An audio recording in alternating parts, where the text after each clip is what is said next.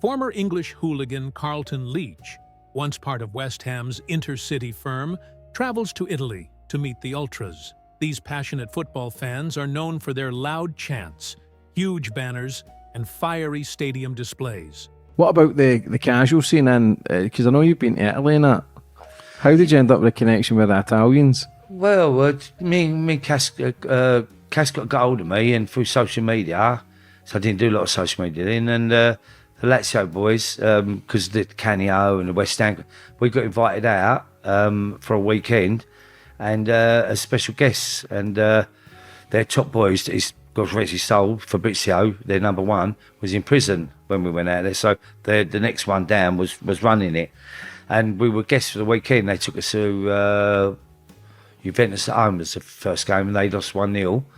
And we were there for the weekend. They took us to, they got their own little clubhouse and all that. And then Cass only went out there once, and he was the first black man to go in with the Lazio, because they're far right ultras. And but they treated him with total respect. And then I started going out there, because Big Alexandra, who I became really close with, he's like, because quite a lot of them West Ham fans.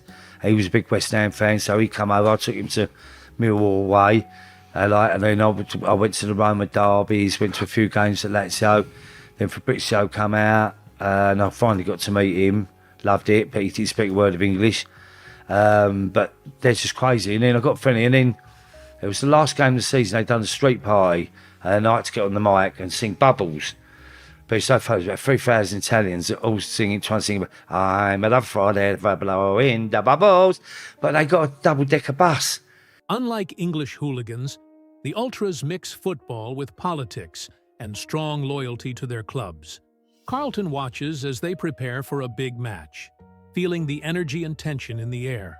Right, and they'd all DJs, bars in the street, they shut the road off, and on it they had like a London double-decker bus with Lazio flags, with Intercity firm, all West Ham flags on it, and he went past and all that, and I thought, fuck, I can't speak Italian. I was going, oh, go on, and I was just going, Paolo Di Canio, and they all go, Paolo Di Canio. I couldn't speak a word of Italian, but it was great. And then the last game, that game was they had Inter Milan at home, and Inter Milan are like their cousins. They're like connected.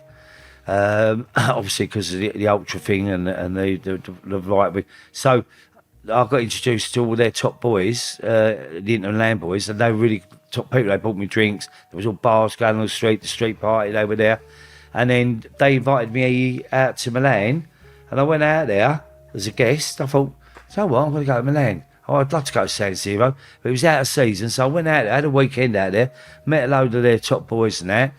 Looked after us, went for meals and that. And I thought, I quite like Milan City. It's quite, the food, it's got a bit of style about it, Milan. And obviously like the San Siro. And then the next time I went out there, I went to the San Siro. Went to the game. I try every year to get out to at least one derby against AC, the Milan derby. Unbelievable. I went out there when Lazio were at Milan, so when Lazio come up, I knew the Lazio fans there, their clubhouse, and then they take me into the Curva and I go straight to the front, 10,000 fans, stand next to one, and they call me El Capitano. I mean, he's like, you're superior, and no one else can stand with me. Whoever's with me has to stand away, because if you're a guest, you have to stand to the right of the number one, but the end has to be full first, and then you're walked in with him. And you go to the front. It's quite unbelievable. When rival fans show up, things nearly turn violent, reminding him of his past. The Italians don't fuck about. They seem well organised. But you go back to the mafia days, man, in Sicily, and they were always organised. But the casuals, the ultras, they seem the same as like the Polish they're still and stuff, connected. the Ukrainians. It's that ultras are mad. They're still connected to the street. Yeah, because when The Maradona families. was at Napoli, Yeah. it was the mafia who was running it. Yeah. And the mafia runs. He was a football wee there. fucking gangster. Yeah. Did you ever see him kneeing the fucking one of the players or the fans? I've seen it with my own eyes. I've been there. The actual mafia people, like, what it is, they've got their own teams and everything, but like the big cities, they're like, it's still the street. The street and the terraces run together. Yeah, because when AC Milan, see if they're losing and they're on a bad run, they'll have to come out and speak to the fucking ultras. Yeah. On the part, the managers are listening. I've been there, the directors come out and the chairman. If there's a problem, they have to go. It was Franco at the time, he's number one. And I've seen him talking, and he's took me behind the scenes for the directors. I've met the teams, I've met AC Milan, I've met the AC players, I've met Figo, he's introduced me to Figo and all that. Like, down to him, and he's got that, he can walk anywhere in the ground. And if there's a problem with the fans, they need a liaison, and they go to Franco, but he's not number one now, and he would sort it out.